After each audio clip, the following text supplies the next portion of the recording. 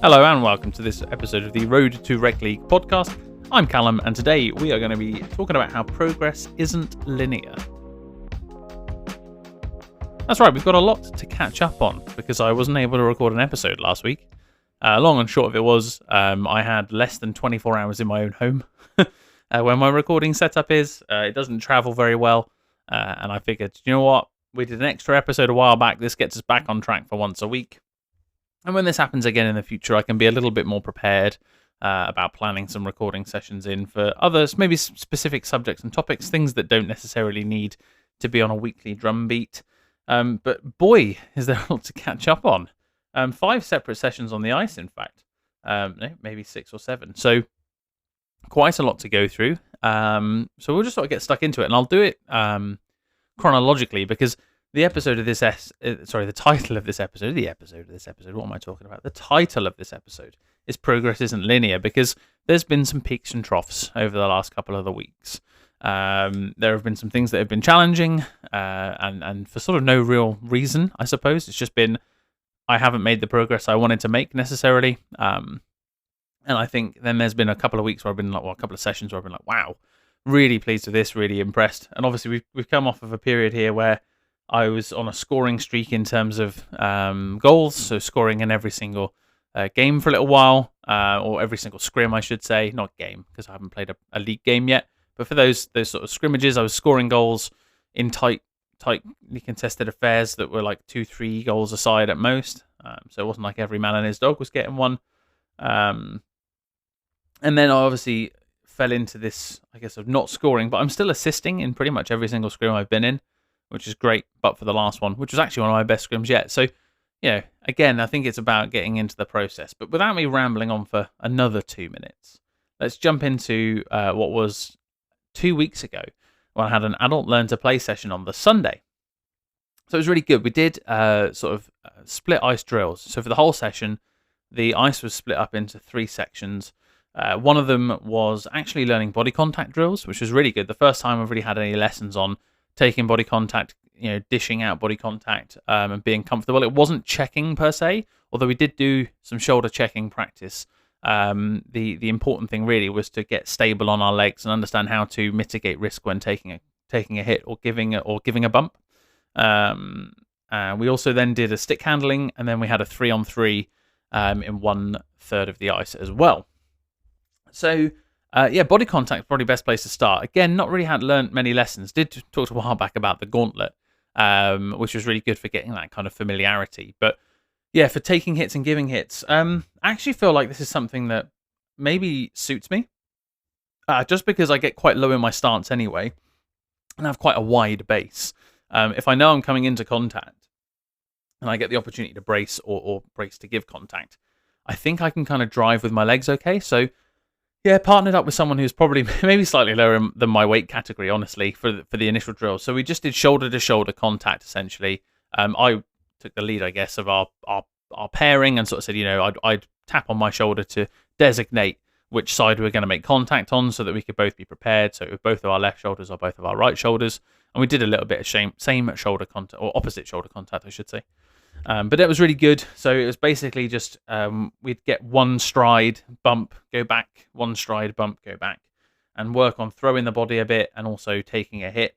So that was really good. We also did contact around the glass as well. So we would, again, buddy up and skate round, and someone would get bumped into the glass as we went along, and we'd do it on either side. So yeah, really good for learning about getting where to get the arms up, how to get the leg into the board to take some of the impact the right way.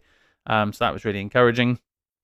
And then we did like a free-for-all where you'd just skate around and bump someone, or not, obviously you'd give them a heads up, you'd make eye contact, and then you'd go shoulder to shoulder while skating around. And did almost lay someone out, and didn't fall over myself, which is encouraging, even though I came pretty close. So that was really good. And then when we did our 3-on-3 drill, actually, and we got into a game, the guy was just skating at me. And I wasn't really willing to move because he wasn't willing to move either. So I sort of stood my ground and dug in, and the guy just bounced. I did apologise, obviously, because I don't want to send someone flying or whatever, but I really dug in and made sure that I wasn't going anywhere. And then this guy just sort of, went a couple of feet backwards on his arse, and Picked him up, made sure he was okay, had a chat, and caught him at the end of the session just to say sorry, because I do think it's important that if someone takes a hard fall, be a gentleman about it. I can talk about it now as something I was pretty happy with, because it means that, again, I got low, I got into the right position, and I was able to absorb a hit, or I guess it was kind of a reverse hit in a sense. Give one back a little bit, or stand my ground in a pretty robust manner. So that was encouraging, and I'm finding myself in net front battles all the time now, because I know to go to the net. Again, if you're not the best skater in the world, that's a pretty good place to go. So I'm finding myself going there when I'm paired up with better skaters. They can go and skate the perimeter or whatever, but I'll just drive the net, get in there, get stuck in, and I'm able to stand my ground a lot better than the first couple of weeks of trying that. So yeah, again, getting low, getting myself in the way, and not being afraid to peel off and find an alternative route, and sort of shuffle left to right, screen the goalie the best I can. So that was really good. Stick handling was good fun. It was basically just a free-for-all, set of cones up the middle, do what you want with them, you do it in the right way. So a bit of skating backwards while controlling the puck, bit of going between the cones, bit of deking, and then pass it on to the next person, that sort of stuff. So it was pretty free form, but it meant I could work on the things I wanted to work on, which was just stick handling and skating backwards with the puck. So did a bit of that, and then the 3-on-3 was good. Obviously, lots of opportunities to score goals there. They were empty nets for one half, and a goalie on the other half. And there was a really good, competent skater in our group, and then a sort of mushy middle, and a couple that were struggling, and I was in that mushy middle, but I was able to compete with the guy who was particularly good because of my intensity level. And I do think maybe I look like a bit of a try-hard, but I'd rather try hard and progress.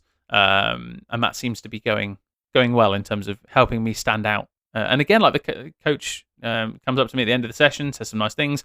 Basically said I gave a really good body check when we talked about hitting. He's like, yeah, really good hit there, good session. And he's sort of, he's recognising the progress I'm making now as well, which is really encouraging. Encouraging for me, of course. So that was a good session. That was the Sunday. Roll around to Wednesday, and I put out a call in the team group chat to basically say, look, I'm really looking to improve my skating. What things can I work on? What do I need to spend time doing? And really, there's two things that I need to work on drill-wise. Crossovers and stopping on the opposite side, because I need to work on getting stronger on my outer edges. Crossovers force you onto your outer edges, both directions. So I want to get stronger with that. And I got given a slurry of tips, which was brilliant. So good to have so much advice. But one of the drills that was given to me in a bit of a chat after a session was sort of this delayed crossover idea. So you almost you push off, you take your right foot, you lift it, and you don't cross over immediately. You give it a bit of time. You sit on your outside edge for a little bit longer than comfortable, and then you bring down your foot over the top, your other foot over the top. And I think it's getting used to doing that and getting comfortable doing that. So I now want to get more public skating sessions in where I can work on crossovers, really build that technique, because it's something that I don't do a lot of, obviously, public skating at the moment. And I think it's going to be my opportunity to unlock crossovers, because in a game I'm struggling with the time, and in drills, again, I'm still working on the stick handling and receiving passes and stuff, and I want to almost get comfortable so it's like a second nature thing before I really start to introduce them into too many drills. But we're getting there. So I went for a public skate and I worked on outside edges, and this was a couple of ways. So one was a little bit of crossovers, but not many. And the other was just effectively turning left and right and just really getting the flow. So I would build up a bit of speed and then just small slaloms, basically left and right. Nothing too crazy, but I just wanted to get the feeling of being on the outside edge. It's not something I really do a lot of. It's any footage of me, you'll see I'm really ride the inside edges pretty hard, which is why my skates need sharpening probably so frequently, because I'm putting all my weight on one pair of edges for the entire game. So that was good, and I practiced a little bit of stopping on my weak side, but I've got so far to go on that. It's crazy. I'm getting quite comfortable stopping on my strong side now, which is good. Still not the best at speed, but at low speed I'm getting super comfy, which is brilliant. I think it's just about building up that tolerance again on the weaker side now. So I spent a bit of time public skating before, so this was on the Wednesday, before practice with the team. And then practice with the team on the Wednesday was really good intensity, but I do feel like I'm still struggling to, or at the time I was struggling to make an impact. So we did piggy in the middle. That was really good. Had some really nice passes, really great intensity on that. Made some really good little tight in plays in that piggy in the middle drill. It was nice to buddy up with the captain as well. So he was in our group, little group of 5, and get to, sort of, I wouldn't say show what I can do, but it illustrated what I'm able to do in those environments. We did 3-on-2 horseshoes, which was really good. And then into the scrim.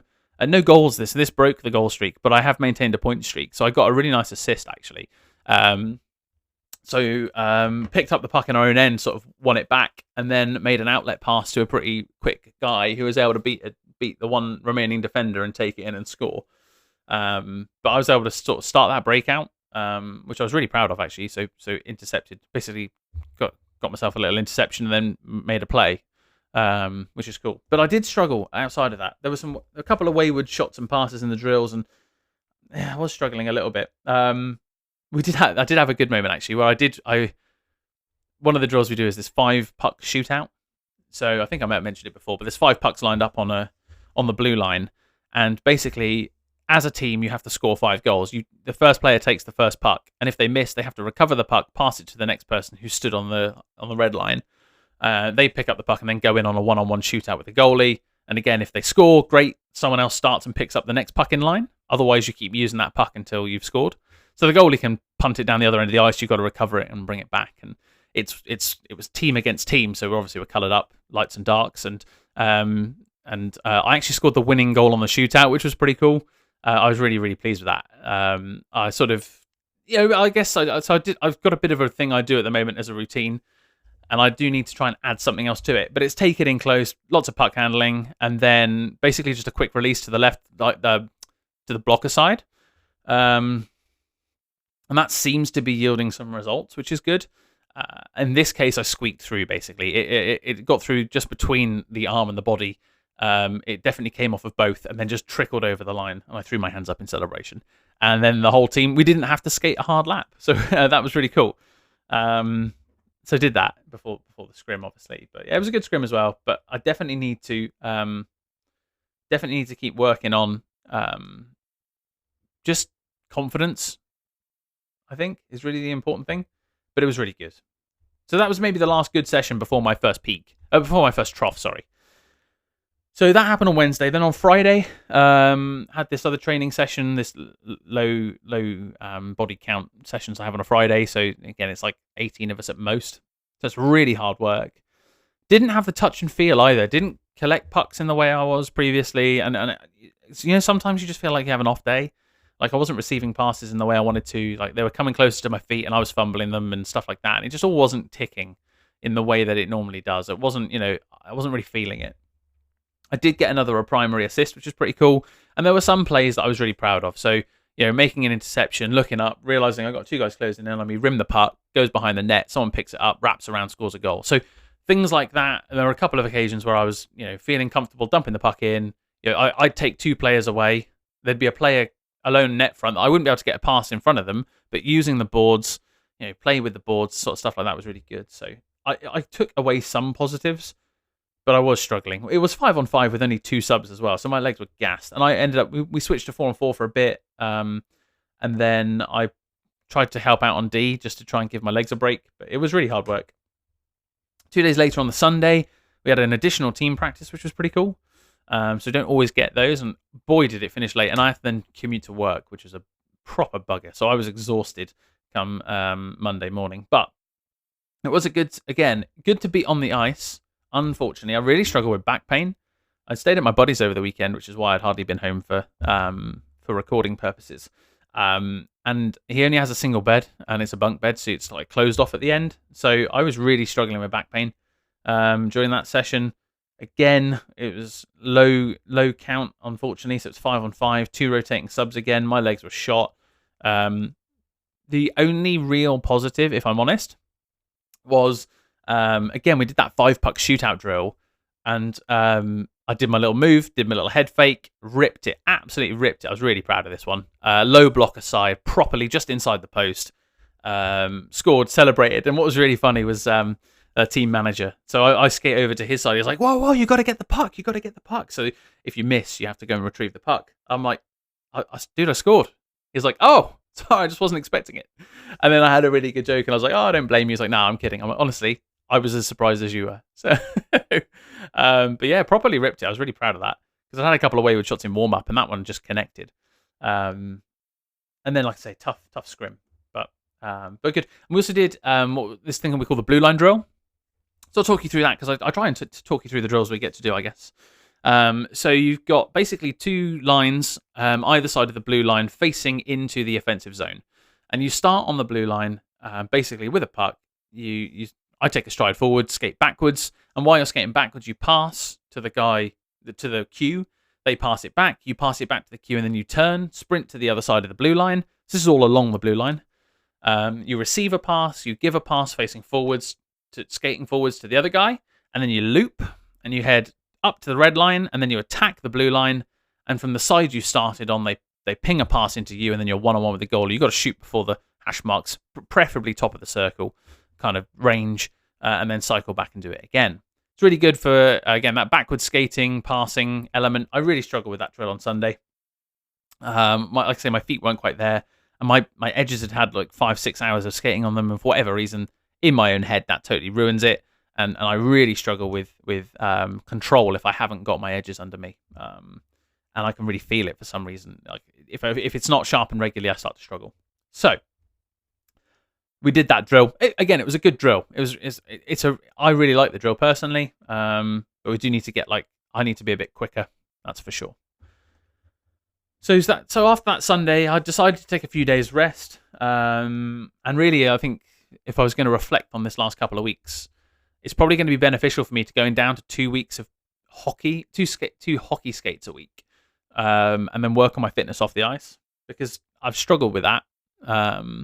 And the more I seem to add, it's tiring me out in the wrong way, that it's impacting my ice time. So you only get so many hours, right? And I think for me, I need to make sure that those hours are good hours. And I'm going to have shit days.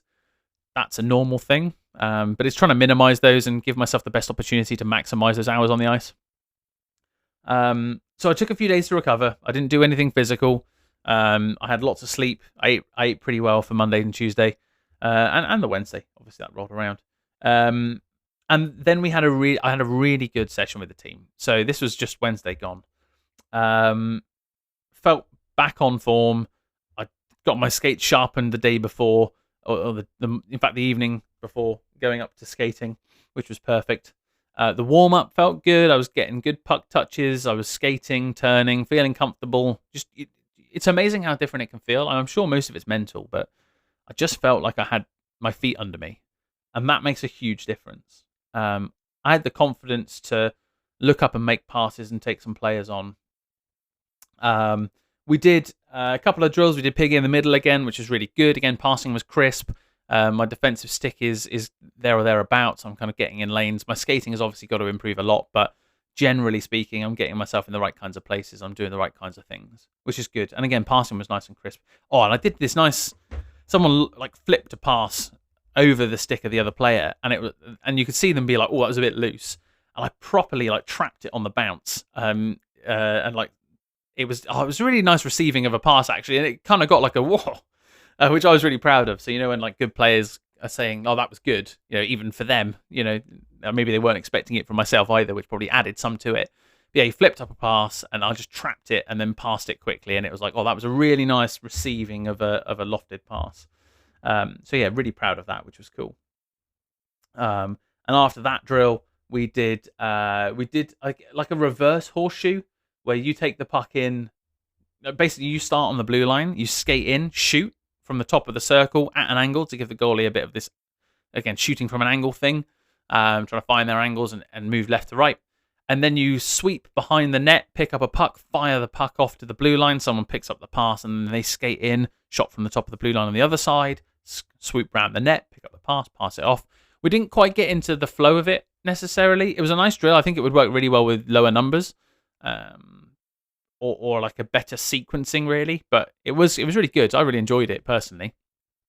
And it was nice to get that kind of you control the puck going in, fire it off, and then the sweep behind the net, pick up the pass, make the pass, bank. I banked mine off the boards a couple of times, because I think it's really, we talk about using the boards more, and so I want to use them in drills, bank it off the boards, get it to the right-handed shot if they were on their offside, rather than send it into their feet.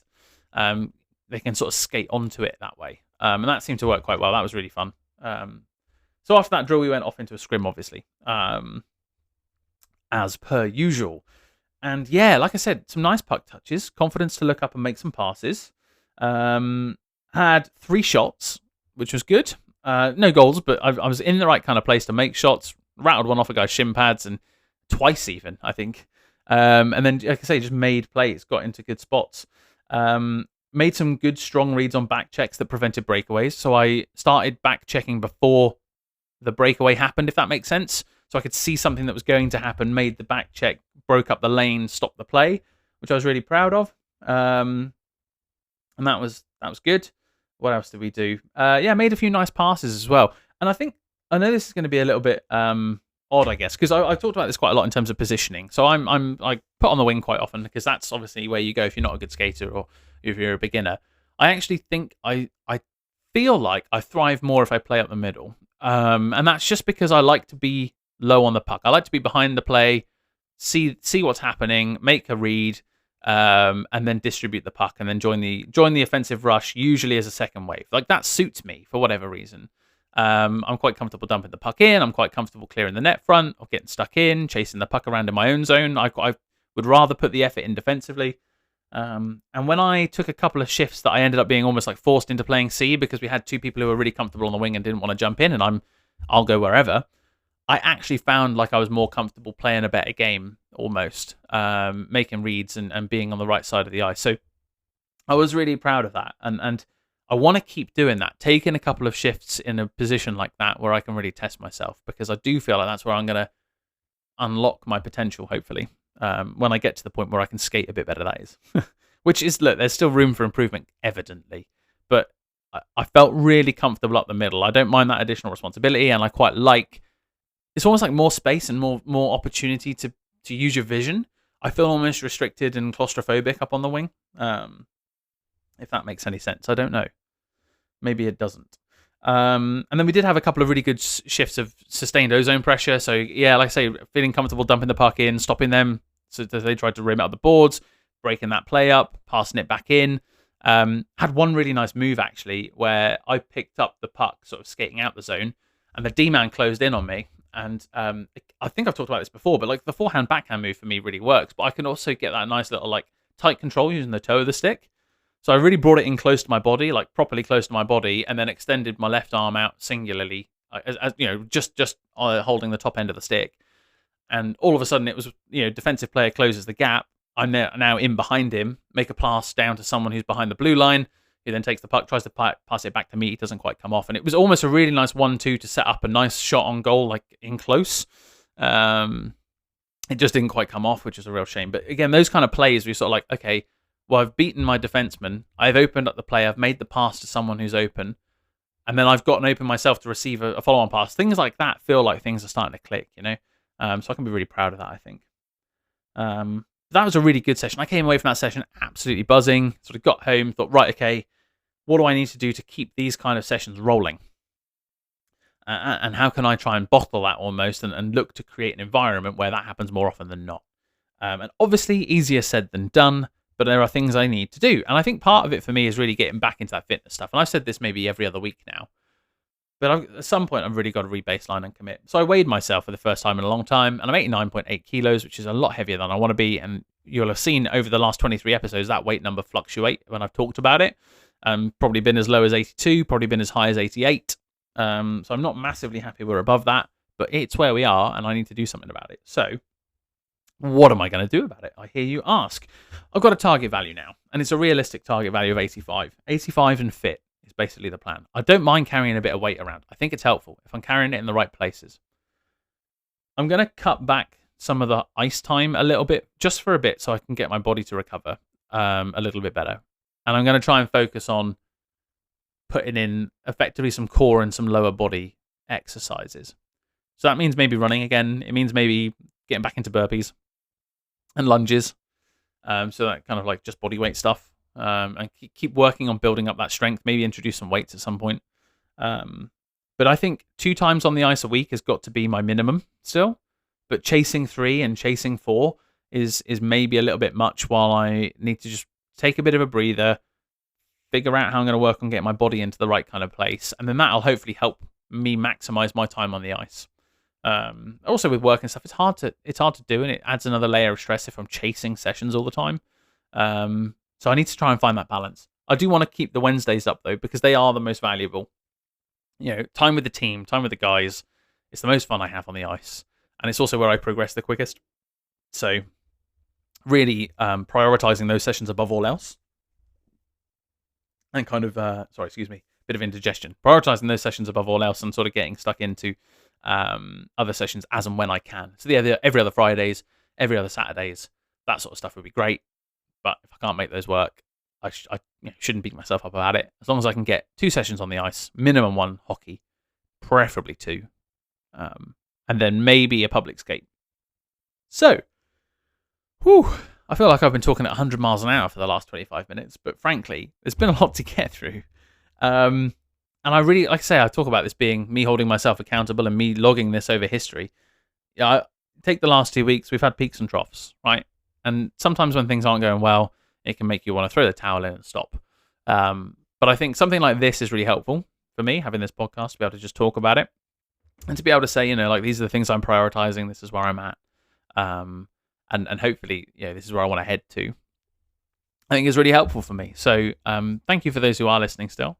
And I say, a week off hasn't really broken the routine, which is good news. It was poor organizing on my own part, and I'll try to reduce the likelihood of that happening again by doing some pre-recorded stuff at some point. But until then, I am going to call it here because we are approaching the half an hour mark, or 26, 27 minute mark. It's been lovely to chat again, actually, and start talking about this more. For the week ahead, so I've got an adult learn to play session on Sunday, I've got team practice on Wednesday, and that's about it really. So there's no excuse as to why I shouldn't be doing some fitness stuff. Whatever that looks like, I'll come up with a plan and we'll talk about it next week in a bit more detail. So bye for now. Have a wonderful day wherever you are. And until next time, bye for now.